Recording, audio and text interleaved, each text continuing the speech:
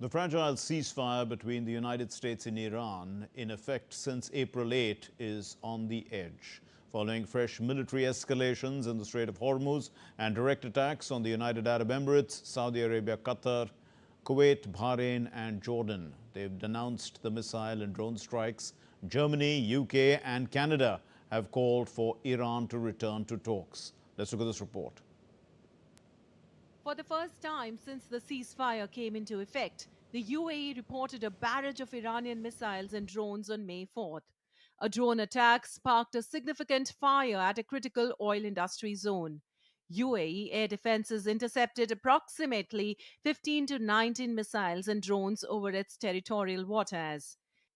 US military said it destroyed 6 to 7 Iranian small boats and intercepted Iranian cruise missiles and drones fired by Tehran. The operation comes as US forces are working to ensure safe passage for commercial shipping through the Strait of Hormuz under the Project Freedom announced by US President Donald Trump.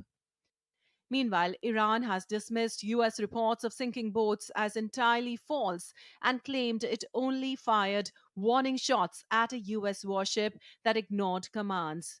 Iran's navy said that no commercial vessel or oil tanker had passed through the Strait of Hormuz in recent hours, rejecting US military assertions that American forces had escorted ships through the Strait of Hormuz.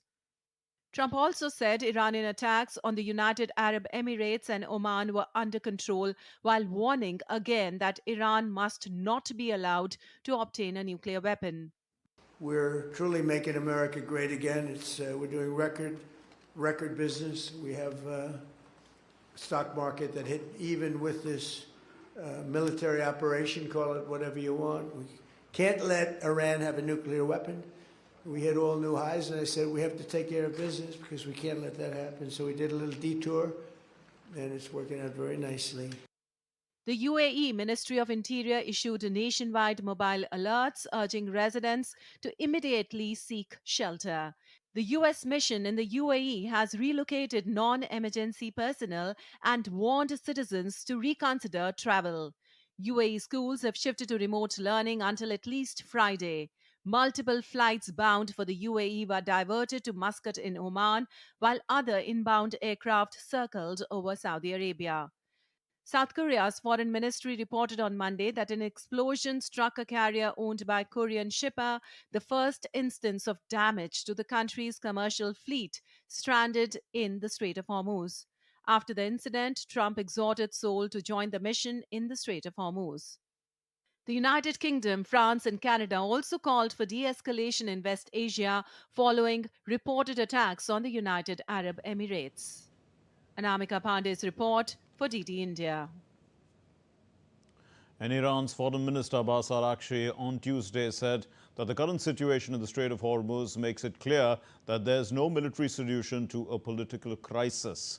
Araghchi, in a social media post, said, as peace talks are making progress, the U.S. should be wary of being dragged back into the quagmire by ill-wishers. So should the UAE. Araghchi also rejected Washington's Project Freedom plan to escort merchant ships out of the Strait of Hormuz, saying that Project Freedom is Project Deadlock. The United Kingdom, France and Canada also called for de-escalation in West Asia following reported attacks on the United Arab Emirates. Now, condemning these drone and missile strikes targeting the UAE, the British Prime Minister Keir Starmer said that the escalation must cease and that Iran needs to engage meaningfully in negotiations to ensure the ceasefire in West Asia endures and a long-term diplomatic solution is achieved. The French President Emmanuel Macron has condemned Iran's strikes on UAE, describing them as unjustified and unacceptable and pledging continued French support for allies in the region. The French president called for a lasting solution to the ongoing conflict through two conditions. That's the reopening of the Strait of Hormuz to free maritime traffic and a robust agreement providing necessary security guarantees to regional countries. The Canadian Prime Minister Mark Carney, in a social media post, expressed solidarity with the UAE and reiterated his call for de-escalation and diplomacy in the region. And the German Chancellor, Friedrich Merz, meanwhile, urged Tehran to return to the negotiating table following Iran's strikes on the UAE. The German Chancellor strongly condemned the attacks on the UAE and expressed his solidarity with the people of the Gulf nation and the other partners in the region. Posting on social media, the German Chancellor said, and I quote, "Tehran must return to the negotiating table and stop holding the region and the world hostage. The blockade of the Strait of Hormuz must end. Tehran must not acquire a nuclear weapon. There must be no further threats or attacks against our partners," unquote. The United Nations has also reiterated its call to open the Strait of Hormuz. The UN spokesperson, Stefan Jurak, he said that freedom of navigation needs to be re-established. I mean, I think we're still trying to fully understand exactly what this means. But that being said, our position remains the same, that the Strait of Hormuz needs to be reopened. Freedom of navigation needs to be reestablished. We need to see a return of what has been centuries of practice, of common law, which is freedom of navigation in these waters.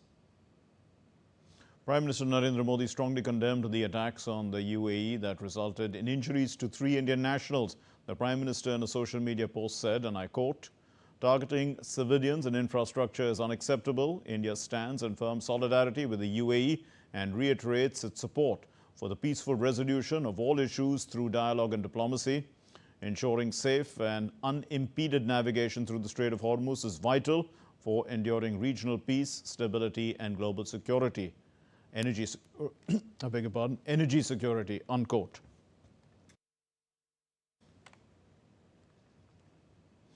India has condemned Iran's attack on the Fujairah petroleum industry zone in the United Arab Emirates that left 3 Indian nationals injured amid escalating US-Iran tensions.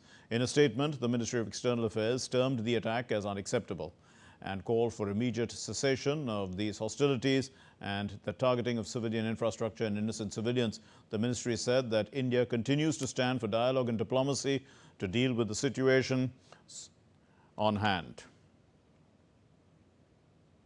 so that peace and stability may be restored across West Asia. The statement further reads that India calls for free and unimpeded navigation and commerce through the Strait of Hormuz in keeping with international law. It said India stands ready to support all efforts for peaceful resolution of all issues.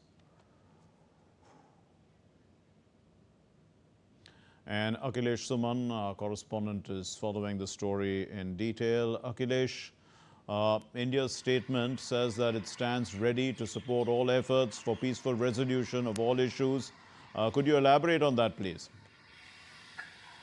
Yes, Mark. Actually, India has always been supporting such efforts of peaceful resolution of conflicts around the world. And, India, it was Prime Minister Narendra Modi who had first told at the time of Russia-Ukraine conflict, this is not the era of war. And that statement still exists. And that is why, External Affairs Ministry and Prime Minister Narendra Modi both have given a statement that the dialogue and diplomacy should be adopted to resolve the issues, and also that India is ready to help. So, that India is in constant touch with all the stakeholders, be it Israel, be it USA, be it UAE, be it Saudi Arabia, be it Bahrain, and also the Iranians. And Iranians foreign minister have also again spoken to External Affairs Minister S. Jaishankar time and again. Pezeshkian and the Iranian president has also talked to Prime Minister Narendra Modi. So there is a situation when India can support any help, because that one mediation is already going. Pakistan is trying to mediate. India doesn't want to create any problem in any sort of mediation. But India has supported that all the peace initiatives that are being taken to resolve the issues between USA and Iran or Israel. So India will be supportive. So it was an open statement. statement. Also, today's statement that India is ready to support if there is any requirement from Indian side, if any party thinks that India needs to come with its own suggestions. So I think that it is in this context that External Affairs Ministry has made this statement. Also, It is Akhilesh, yeah, Akhilesh, Yeah. also there are, are there any fresh advisories being issued? There are a large number of Indians, after all, we know, who live in the region. And also, there's a lot of travel that takes place still up and down between India and the Gulf countries. Government of India is doing interministerial press conference every day, and yesterday also it had, sent officials from External Affairs Ministry, Petroleum Ministry, Shipping Ministry, and also Chemicals and Fertilizer.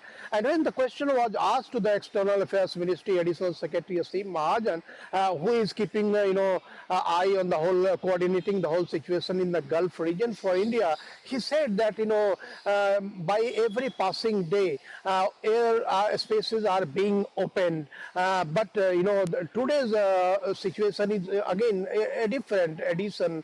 So today around 3 p.m. there will be again a press conference, and I hope that External Affairs Ministry will send the official to brief us about the recent situation, because situations was easing. There was a stalemate, but situations was easing.